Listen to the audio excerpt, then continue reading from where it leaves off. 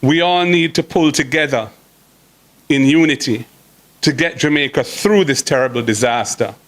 This is a time to join hands and hearts, not just in words, but in deeds, so that the whole nation can feel part of responding positively to this devastating situation and the solutions that will help us to pull ourselves out of it.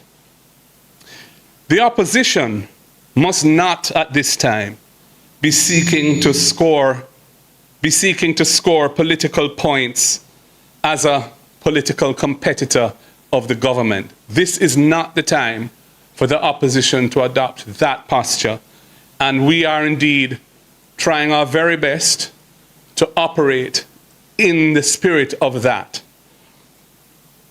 On the other hand, we must point out where there are areas of need and what we see as the priorities in relation to those needs, where we see weaknesses in the response mechanisms that need strengthening or correcting, and we must provide, where we can, constructive, well-intentioned suggestions to help navigate the country through this disaster. We must also demand transparency and fairness in the distribution of all relief.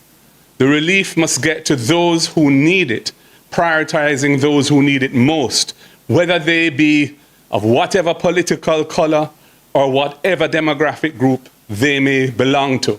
They are all Jamaicans, and they are to be treated equally in this time without any form of discrimination or tribal politics coming into it.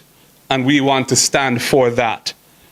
There can be no place for partisanship or profiteering by political insiders or others connected to them at a time like this.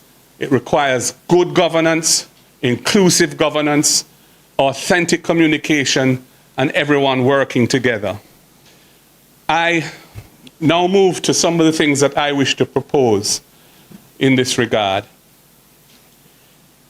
I have proposed to the Prime Minister from last week, Wednesday, that he should establish a broad-based task force to be given the responsibility of governance oversight over the relief effort, the relief coming in, how it is dealt with, how it is distributed, not to manage that process on a day-to-day basis, but to provide oversight to those who are managing it. So there's some accountability for how it's done, and that accountability is being held by a broad-based group that can enjoy the support and confidence of the whole society, especially those who are suffering terribly now and no doubt fear that they may not be treated fairly or they may be ignored or overlooked in the response of the state to the crisis.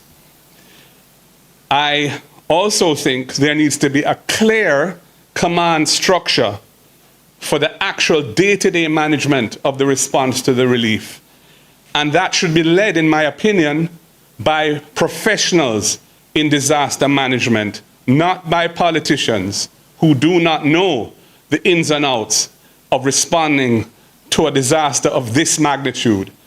And we should not be shy of seeking international support and help from persons who have career expertise and experience in this regard.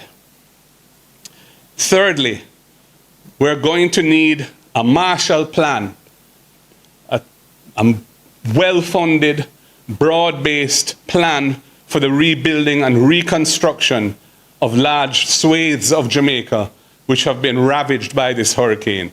That plan cannot be developed today, but it is vital that we prepare such a plan and that it have the inputs of persons who have the necessary skills and experience and knowledge to design a comprehensive, workable plan that can be executed efficiently and that can have the confidence of our international partners we are going to rely on heavily to provide the financial support for this. In terms of more specific recommendations now, I have asked the Prime Minister to make an additional allocation of resources to members of Parliament so that they can mobilize communities and contractors to help with the cleaning up of communities that are currently in a state of devastation, clearing roads where necessary, cutting trees and the like.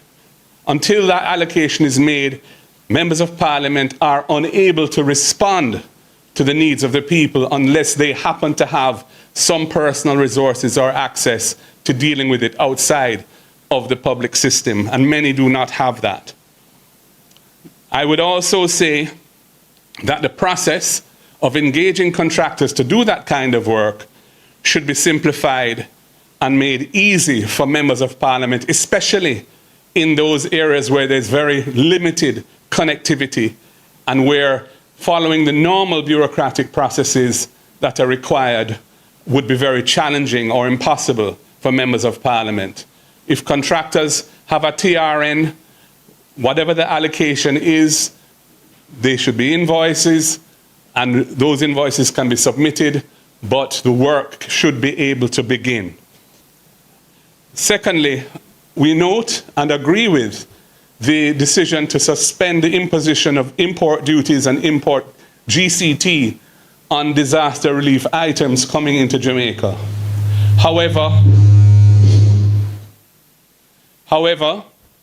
we believe that the period for which this has been announced is too short, because the time it takes to mobilize funding and make the necessary procurement abroad, the logistics, etc., of getting it shipped to points on land where they can then be shipped or flown to Jamaica takes some time.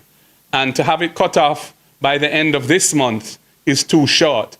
And it's also not clear from the announcement that was made whether goods in transit to Jamaica will get the benefit, even if they haven't landed here at the time of the expiry of the window.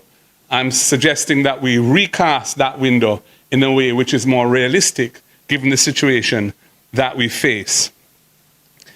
I also think we need an evacuation plan urgently for persons who are without shelter.